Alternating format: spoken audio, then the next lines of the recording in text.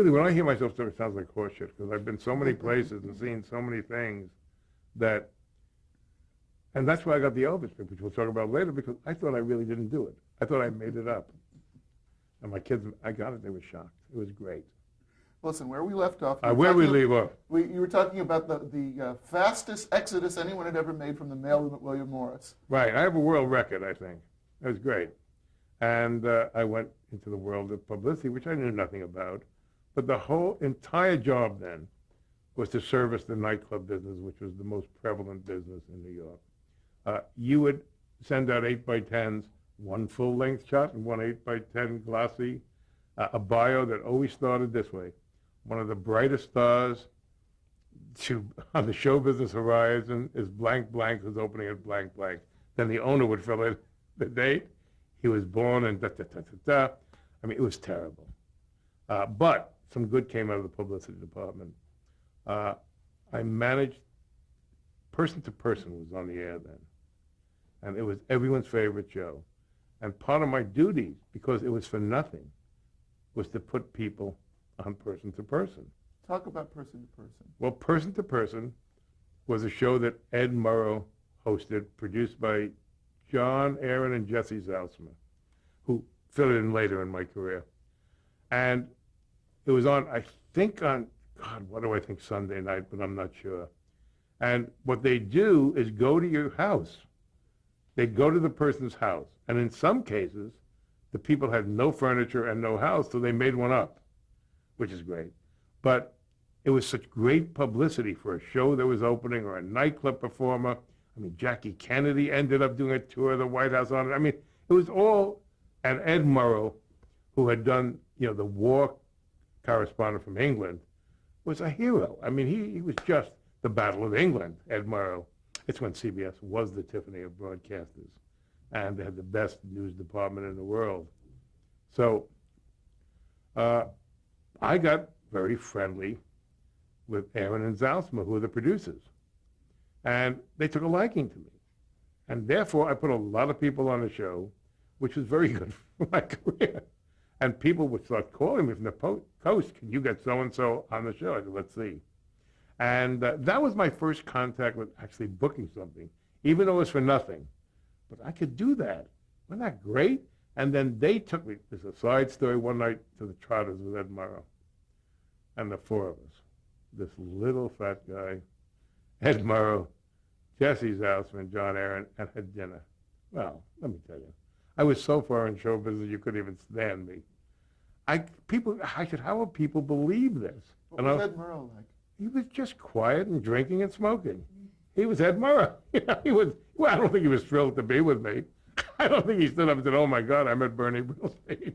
But he was Ed Murrow, and you expected him to be like that. The only thing missing was the trench coat. He didn't have that. So now I did actually How to Succeed in Business before the show came out. My boss was Nat Kalshine, and he was across the hall. And he was very dignified and stickler. He handled Joey Bishop, Buddy Hackett, Dick Shawn, all the big and next to him was his brother, Harry Kalshine, who handled Sid Caesar, Imogene Coca, Max Liebman, Elvis Presley. I mean, here were these two brothers. I mean, you wouldn't think they were in show business. They wore great, terrible suits, and but they were big executives at William Morris. So I figured it's not such a bad idea to get in like 15 minutes before they do and make believe I was there a long time. So I would get in like at 8 o'clock, because I knew he came in at 8:15. I had my sleeves rolled up, and like I was what can I be doing in publicity? That was so exciting. But I'd walk in and say, oh, you're in early, first introduction. And pretty soon he started saying hello to me. And that's how I eventually got out of the publicity department. Just a pure act. But it worked, and he was actually a role model for me. He had, not Kalshine, he had a little yellow pad on his desk, legal pad. And he'd write down on every left corner, perfectly neat handwriting, things he had to do. But he would never get rid of the top page. He'd erase it and write over it, which I thought was rather eccentric. But the note-taking of what he had to do, I still do today. I make a list of things I have to do. I use 2 pieces of paper the next day. I don't write over the same thing. But these guys really knew what they were doing, and he had great dignity, and his word was his bond. And everyone wanted to be with Nat Kalshon. You have a great story in your book about running into the Kalsheims, I think at the Copa, wasn't it? Oh, yeah, that's my father again. Once again, Tell that story, please. it was like 7 o'clock on a Sunday night. And we're at home, and the first show was at 8:30, I think, or something like that. There were only 2 shows on Sunday, I think. And my father said, come on, let's go see Jimmy Durante. So he called the Copa, and I guess Podell said, Jules Podell, who owned the Copa, was the front man for the Copa, said, come on down. So it was my mother, my father, my brother, and I. And here I am, this really pisher at William Morris. And there's Nat Kalshon and Harry Kalshon, and Nat Lefkowitz, was another story, who ran the New York office, sitting at a ringside table. And here I see the captains going and putting a table for 6 in front of them. That's me and my family. And my father says, I'll show you who has power. That's it. That was the end of it. And it made me feel great and scared at the same time. But they had to be a little impressed at that. So it was a great, great night. All right, talk about Nat Lefkowitz. You brought his name up. Oh, God. It just goes to my theory that accountants shouldn't run anything in show business. And unfortunately, today they're running most everything. Nat Lefkowitz was head of the New York office. He was an accountant, nothing more, nothing less, but he ran the office. And unless you behaved in a certain way, he just couldn't handle it. And anyone I know who's made it in this business is eccentric in one way or the other. Either being loud, funny, facetious, gambling. I mean, whatever it is, I think anyone who's on the business side of this business never had the guts, should have never had the guts to be a performer, so they chose to be an executive. Certainly I did. I mean, I thank God I was born with a sense of humor, and I just, used it, and it works, pretty well. Nat Lefkowitz, I was always heavy. So I would come into the office in a sweater, and like this, probably. And he hated it, because everyone wore a jacket and a tie then. And I was walking through the halls one day, and I see him coming. He can't miss me. I'm in my sweater. I said, have you seen a golf ball anywhere? He never laughed. Never laughed at me again. Never even thought of it. And I was a dead man. I mean, it was really, then I sold a few, I am now from publicity. This is all tied with Lefkowitz. I got out of publicity and started the commercial department, which in those days, no star wanted to do commercials. So they gave me BBD&O and J. Walter Thompson to handle, right? You want to talk about white bread ladies and me? I mean, in those days, there weren't a lot of Jews at advertising agencies, and there certainly weren't a lot of New York Jews at advertising agency. And if someone was Jewish, they didn't tell anyone. It was really a very bigoted time. And here I am going to J. Walter Thompson, which was the home. And the casting department, believe it or not, had 20 women. And I went over there, and I'm telling you, I was scared. It was a 420 Lex. I'll never forget it. And I went up there, and a woman by the name of Evelyn Pierce from Connecticut. Hello, how are you? Oh. And don't ask me why. She took a liking to me. And it ended up, she would take me to the museums to teach me about Monet and all the artists, and I would take her to the Copa and that world. And I sold more to Evelyn Pierce and Nan Marquand at BBD&O. It became really from nothing. I think we did $2 million the first year, therefore 200 the commission, and they didn't know what hit them. Of course, I think they gave me a $500 raise, but I knew if I could, once again, this assurance builds in you that if you can make it in a strange world, and I'm telling you, the advertising business then was a strange world.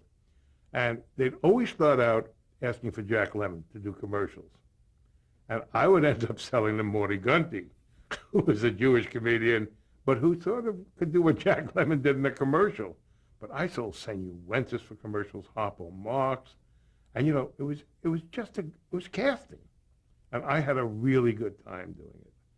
And that the head of the television department, Wally Jordan, took notice of that because obviously some of the people called and said I was good or whatever it was. So I became his assistant, which was really an assistant in those days. He had his own secretary, and he took me everywhere with him.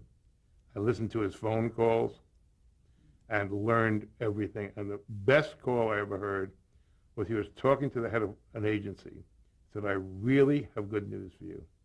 Danny Kaye will do a television series. And without missing a beat, the executive said, with who? So that taught me everything I ever had to know about the business, that it was never enough for the advertising people, just one person, or the television people. You had to give them more. And that's stupid. I mean, Danny Kaye was a superstar at the time. But all of these lessons just build up, something. If you're a scientist, if you go and study a formula, if you are adept at that, you understand it finally, you break it down and come up with your own formula.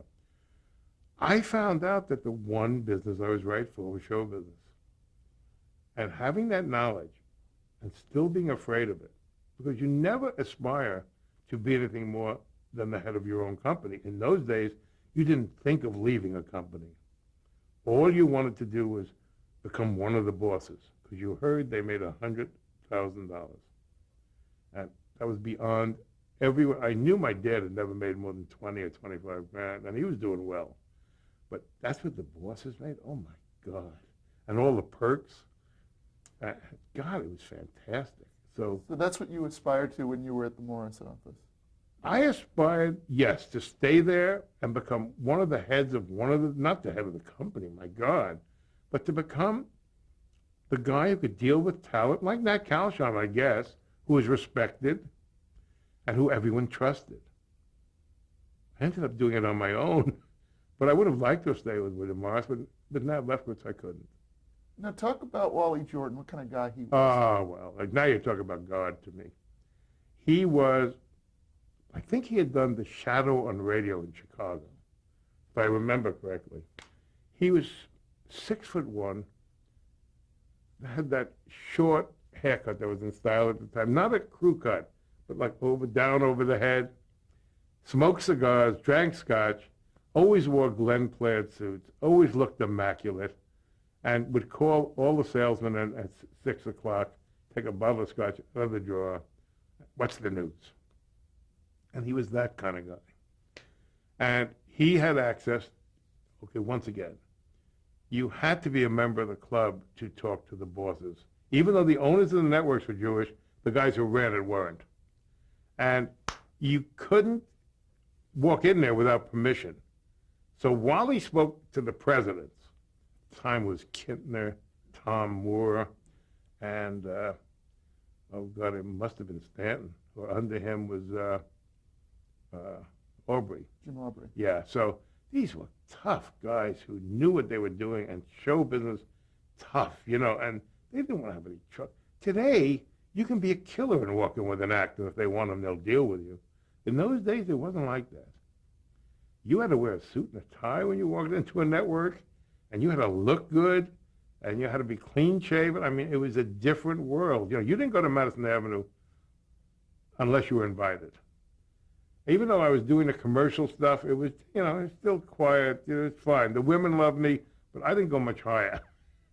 So but it was a great business, But Wally took a liking to me. Once again, a sense of humor and telling the truth, And he knew I knew. Don't ask me why, but he got it. He got that I got it.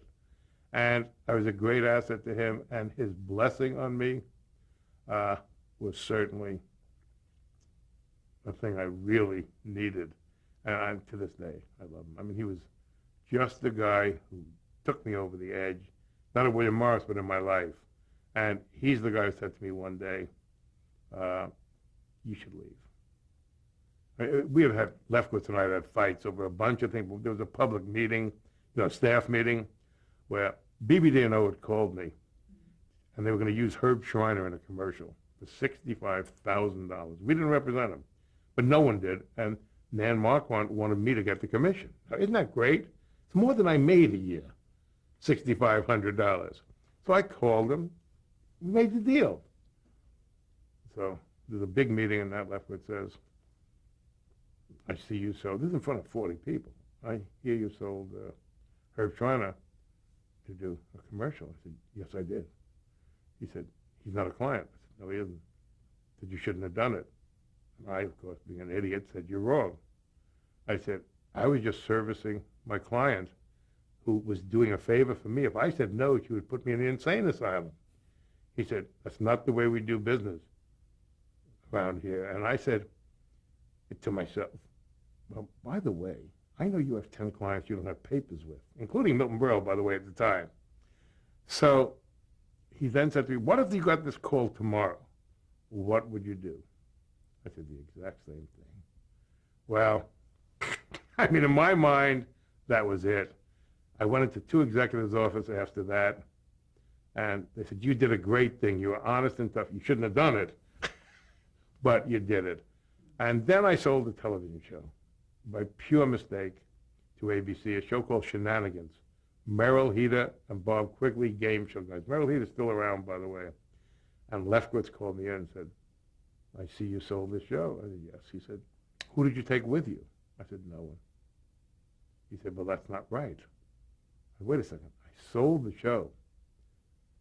We're going to make a lot of money on it. We were packaging it. He said, I don't care. You shouldn't have done it. With that, I sent out little feelers all around that it was time to leave. And finally, when I quit, when I had another job, he said to me, why didn't you tell me you were unhappy? And I said, why didn't you know? And I left. So that made me feel pretty good. But I was scared. Well, before we leave your William Morris time. No, it's all great. Let's talk. It was 8 years, by the way. It wasn't overnight. It was 8 years. Well, there's a lot of great stuff in there that I'd love to cover. Sure. One of the, I think, as you talk about it, one of the great experiences early in your tenure at William Morris was going with a client named Elvis Presley to stage show. Will you talk about that? Well, I didn't go with him. It's not like we were pals. He was doing stage show. Harry Kalsheim. Stage show was the show that replaced the Gleason show the year Jackie Gleason did a terrible show. And you remember he came out, I don't know if you remember, but he came out and just spoke to the audience for an hour, 2 weeks in a row, because he said, and the show went off, and Stage Show, which was a Gleason production, took its place. It was Jimmy and Tommy Dorsey, the band leaders, and guests. Well, one of the first guests was this guy with the funny name Elvis Presley. So it was a Saturday night, and they asked me to go over to service Elvis Presley. And you know, I don't know if I said it before, but Saturday night, the bosses didn't want to come into town to work, so they sent a moron like me over to service. Unfortunately, Elvis Presley was a year or two younger than I was. So there he was, and I'm telling you, he was pretty neat looking. He was just a great looking guy and polite. I said hello, and he doesn't know enough to be rude, right? And we're talking, and it was January, so he was cold. And he had no jacket on. So I said, I'm going to go get you a sweater. Why in the world I said it? To this day, I don't know. It is like me to do it, but it isn't. I don't know where I got the money. So unbeknownst to me, there was a reporter from Pageant magazine then doing a story on Elvis and his quick rise. Came back with the sweater, and Elvis said, thank you, sir. I saw him do, I think it was Hound Dog, but it was one, I don't know which song it was, I don't remember, but whatever he was doing, they shot him from the waist up. And I only stayed for the dress rehearsal, because, you know, now he had his entourage around him, and he was fine. I saw him do the dress rehearsal. I went home, I told my folks, I said, you're going to see a big star. And obviously, both my parents thought I was nuts, because they'd never seen anything like that before. And then we were sent on Elvis's first Eastern rock and roll tour, which is a great story. I mean, 2 guys, Freddie Mac and myself, from William Morris. When you think of what they do at concerts today, I mean, this is like a joke. So he's at a high school auditorium that seats about 3,000 people in Philadelphia. No one had ever been to a rock concert before or ever heard of it. No one knows what to expect, except Elvis had now become a little bit of a phenomenon.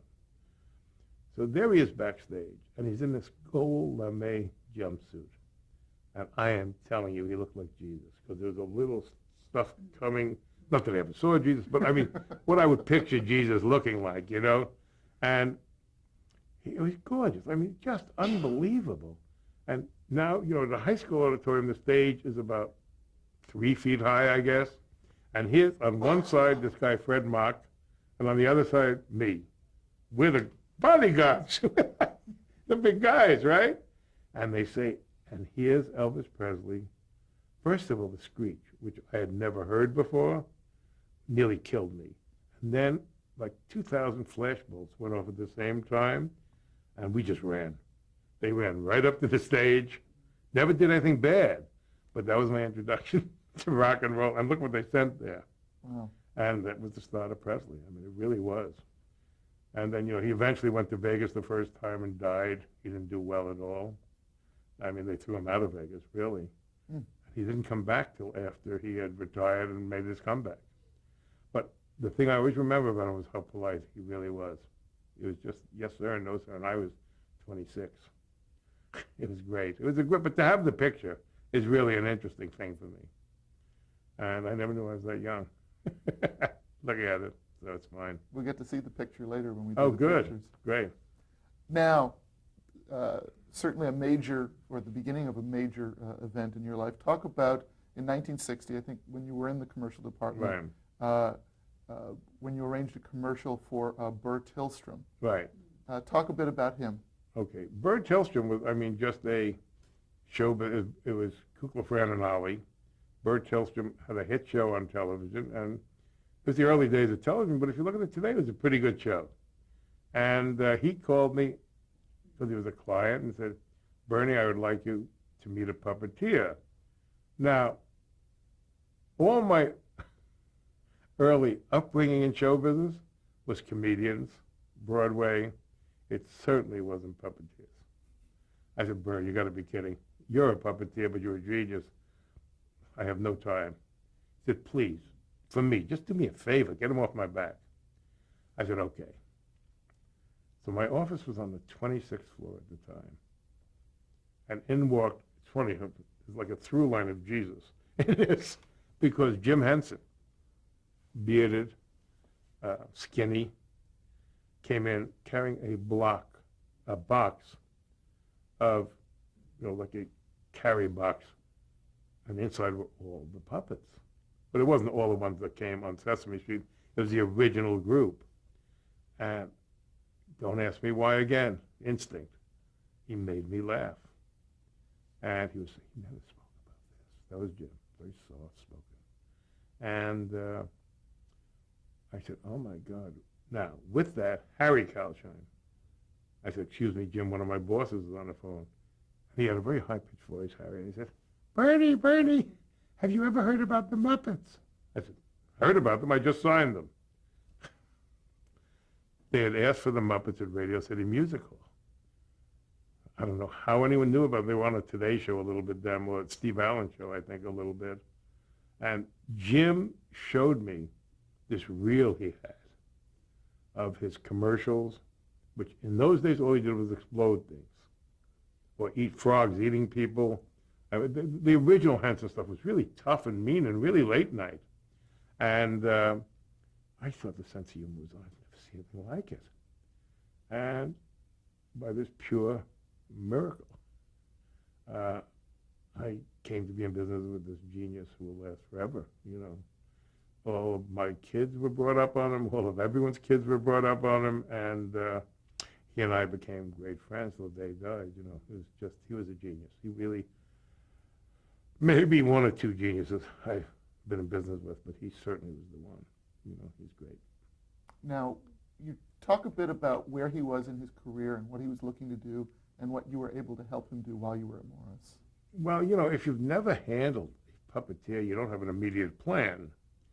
but I knew he made me laugh, you know? I mean, just there was something in it. And the way he spoke, I mean, he was really passionate. Now, do you think I thought he would be able to do movies or create things that would last forever? No.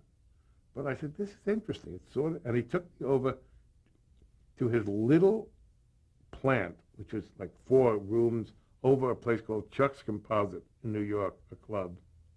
And he had drawers, eyes, eyeballs, feet, which made me laugh again. You know, I mean, he was very bizarre. And he was wearing a leather suit and a string tie, you know.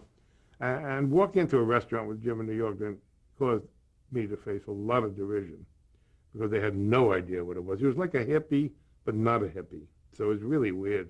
But as we began talking and he began showing me some of these things, I had to figure out a way to get him national exposure. So if he was as good as I thought he was, and you also, I'm sorry to digress, but he also showed me the way he worked them, because these puppets had hands that worked.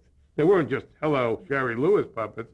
They had hands, and how do you do hands and work it? And he showed me that he had figured out a way.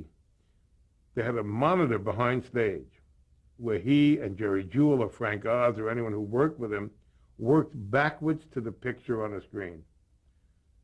I mean, you have to see it to understand it, but they were watching themselves, and in order to make the moves, it was backwards to what was on the screen was in reverse. So it was an amazing, amazing mind that could do that, but that's what gave them the mobility, except for Kermit, who was really Jim.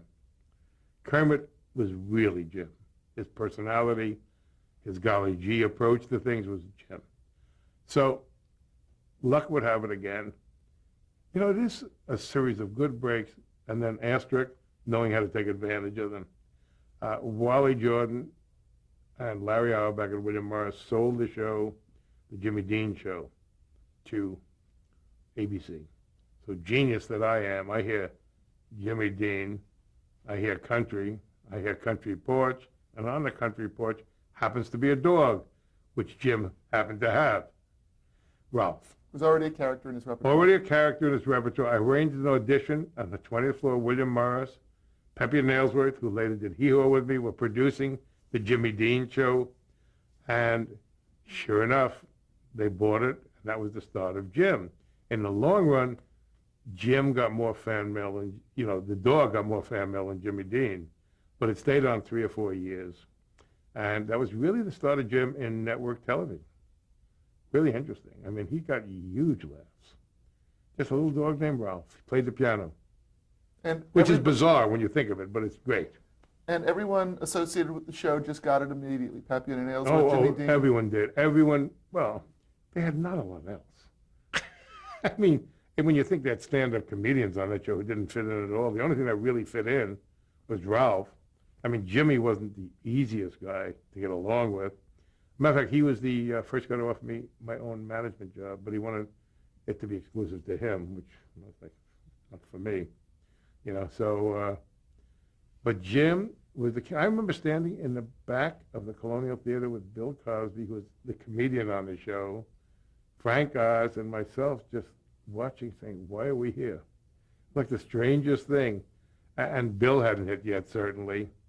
It was interesting. It was, once again, another show in New York at that time that was going, and, you had to see it.